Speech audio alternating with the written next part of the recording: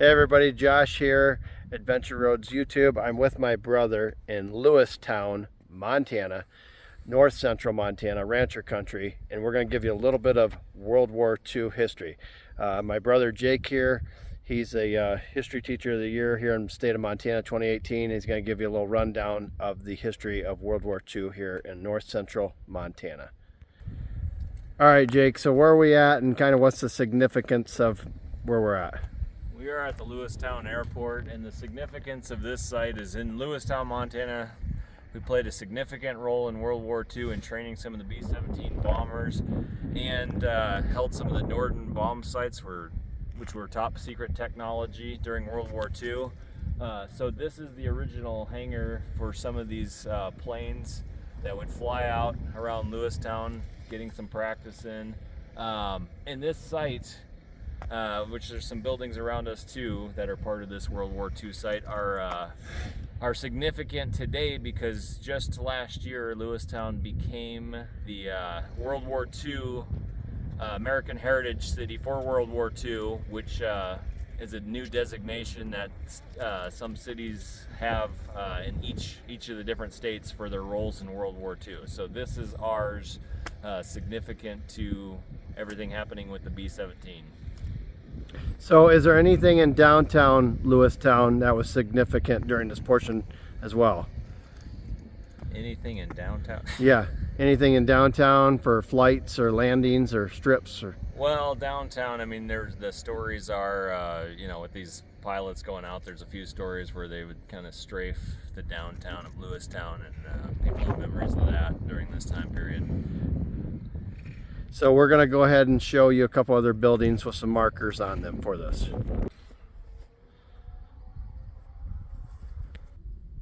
Okay, so we're at this other building. Jake's going to explain this one. These are some of the outbuildings that were part of this build-up during World War II. And there's several plaques around these buildings, and it really just talks about some of the planes going out and doing some of the practice missions, including, going out and practice targets. There would be silhouettes of the Japanese Zero planes and different things at different sites, and some practice bombings too. The bombings that would be significant over the skies of both in Europe and the Pacific regions.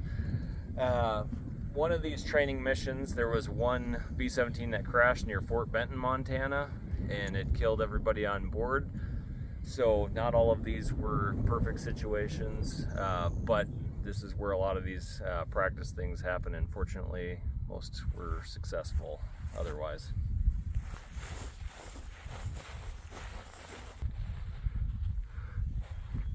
Jake is going to explain this building in just a second. I'm doing a quick walk around. This is top secret World War II site. If these walls could talk. Some nest up in the back. What a cool historic spot. I'll let him explain it here. We're in the north central plains of Montana. It's absolutely beautiful up here. Good sunrises, good sunsets. June 29th, 2024. It's about 70 degrees out. Beautiful night.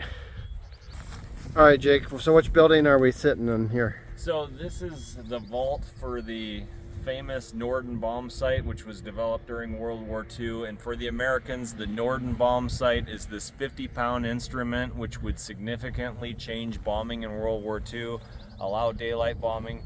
Accuracy becomes much more stable with this instrument because it allows you to really pinpoint and do the calculations necessary to make more pinpoint bombings, which is obviously very helpful during the war when you're trying to hit specific targets. So the secrecy of the Norden bomb site, this is the vault. This would be guarded 24 hours a day, 7 days a week.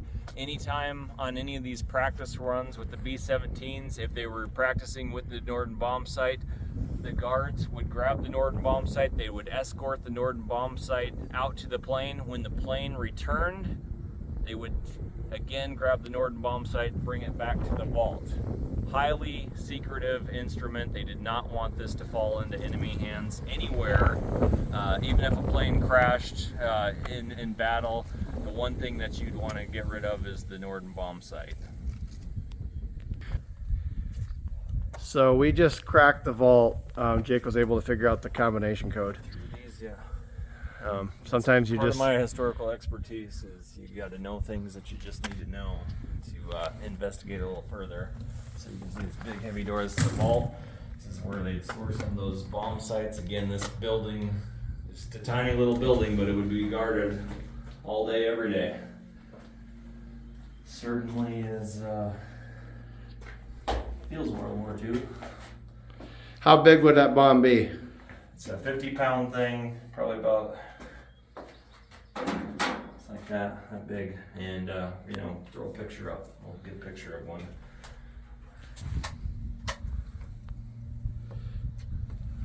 So that's that. We were able to come out and Jake was able to work out the code. It's a double door safe. York So Safe and Lock Company out of York, Pennsylvania. So Still- these were where the bombs were stored, 24/7 under security. 24/7. You see, we got 2 vault doors. York Safe and Lock Company. I mean, these were built to last. So good for this company right here. This here behind me is a rec building. They had movies, just different little activities, and boxing on Friday nights. We need to get back to some of that. Anyways, I'm with Jake. He's going to read the one quote off the sign. I'm going to put the signs at the end of this. If you want to pause this video and read these individual signs, you can. Yeah, so one of the famous quotes about the Norden bomb sight is really this one. Norden bomb sight, a computerized aiming device that reportedly could put bombs in a pickle barrel. So pretty accurate if you're doing it right. So pretty cool historic spot. Hit like, hit subscribe, share with your friends. Give Jake a thumbs up for giving us a historical World War II site today in Lewistown, Montana. Anyways, thanks a lot, Jake, for joining us today. Here's the pictures at the end of these plaques. Thanks for watching, and create your own story today. This here behind me is a rec building. They had movies, just different little activities, and boxing on Friday nights. We need to get back to some of that.